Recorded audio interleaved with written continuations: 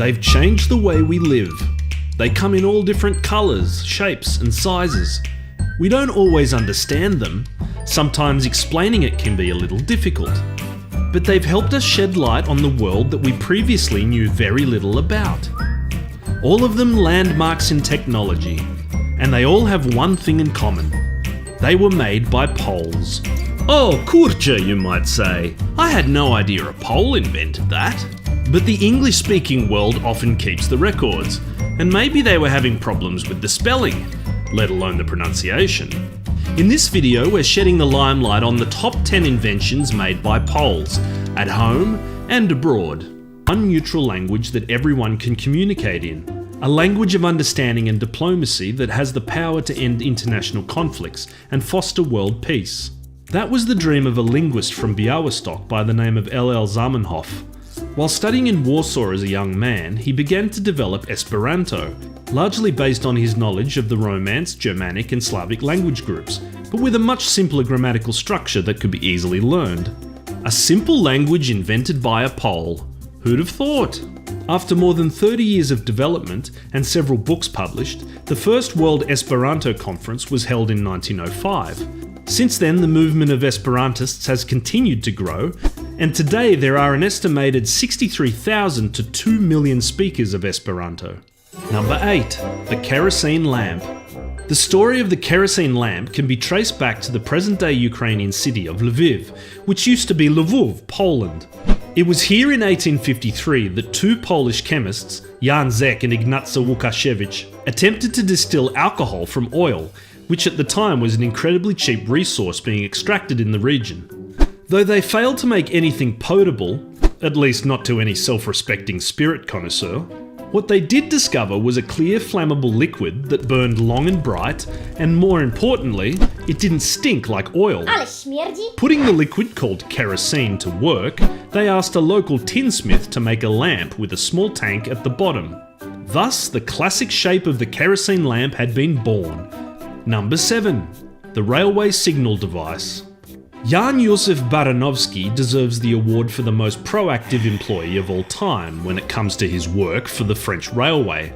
Fleeing Poland after the failed November uprising of 1830, Baranowski first worked as a bank teller and cashier in France, before he landed a job as a bookkeeper for the National Rail Network.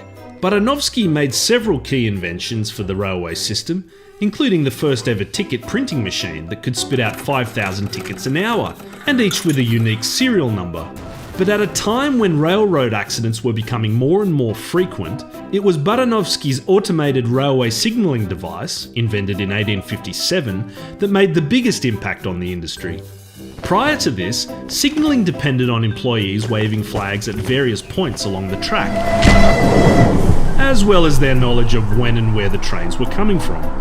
In an age of increasingly busy railway lines, the Baranowski signal, as it became known, avoided countless accidents and undoubtedly saved a lot of lives. Number 6. The telectroscope. Jan Szczepanik, often referred to as the Polish Edison, made several contributions to technology throughout his lifetime. However, it's his version of the telectroscope, produced in 1898, that is considered to be a landmark in the development of telecommunication. A telectroscope is a scope and lens, amplified with electricity, that can reproduce images from a distance. Sound familiar? You may not be surprised to know that the term telectroscope was replaced around the turn of the century with the word television. Though he was certainly not the first, Szczepanik's weird machine, as it was called, is alleged to have been able to recreate colour, which would make Szczepanik the forefather of colour television. Number 5. The paperclip. Whilst the person behind the idea of the mighty paperclip has long been disputed, one contender for your praise may be the famous Polish pianist and composer Józef Hoffmann. Praised by many as the greatest pianist that ever lived, Hoffmann was also an inventor in his spare time. It's been suggested that the inspiration behind the shape of the paperclip was the treble clef, no doubt burned into his brain after hours of reading piano scores.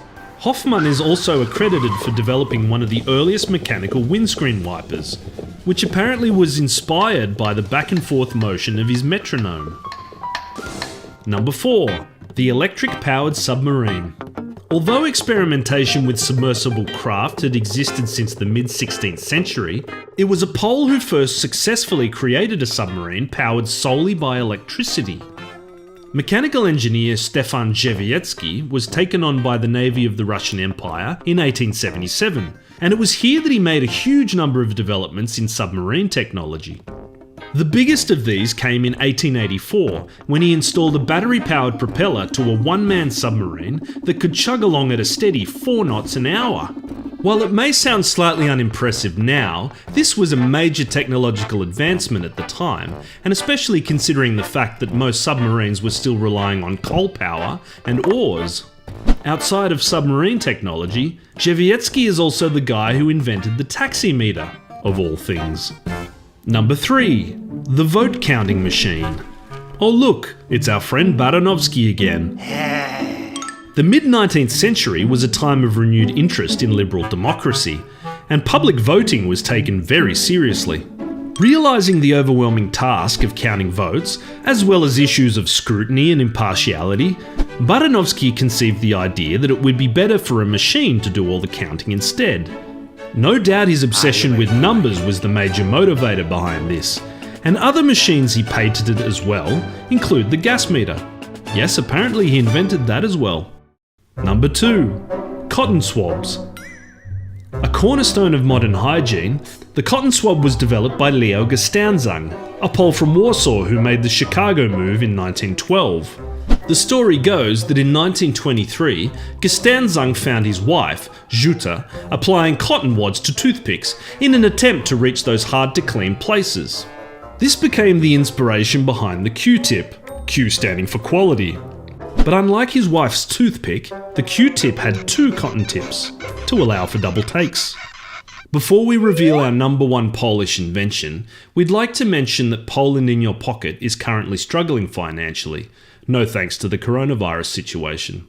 In the description you'll find a link to our donation campaign, where you can make a contribution to keep us going at this difficult time, and we really do appreciate any support that you can give us. Number 1. The bulletproof vest. If you can stop a bullet, you're either Superman or a Pole. The first commercially produced bulletproof vest was made by a Polish priest named Kazimierz Zeglen, who travelled to the US in the 19th century. It was here that he came across the research of a George E. Goodfellow, a physician based out in the Wild West.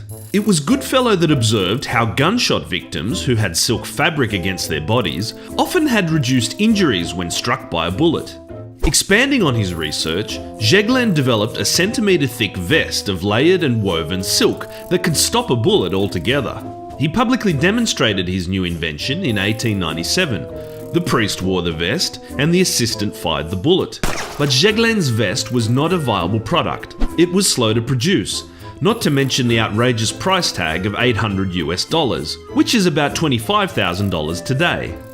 Enter Pole number 2. Jan Szczepanik. I think you've been acquainted. Szczepanik, who had been developing automated weaving technology for years, teamed up with Zeglen and managed to work out the whole mass production thing. The bulletproof vest was a huge success amongst the rich and the famous who could afford the ridiculous price tag that still remained. Most notably, Szczepanik managed to palm one off to King Alfonso of Spain, and the vest saved his life during an assassination attempt. Archduke Franz Ferdinand is alleged to have been offered a vest, but turned it down. And we all know how that turned out. Zeglen and Szczepanik eventually had a falling out over business relations, and although Zeglen never relinquished his authorship, it was Szczepanik's weaving production and entrepreneurship that made his profit greater. So much so, in fact, that Zeglen's contributions are all but forgotten today. It's also interesting to note that over 60 years later, it was an American woman of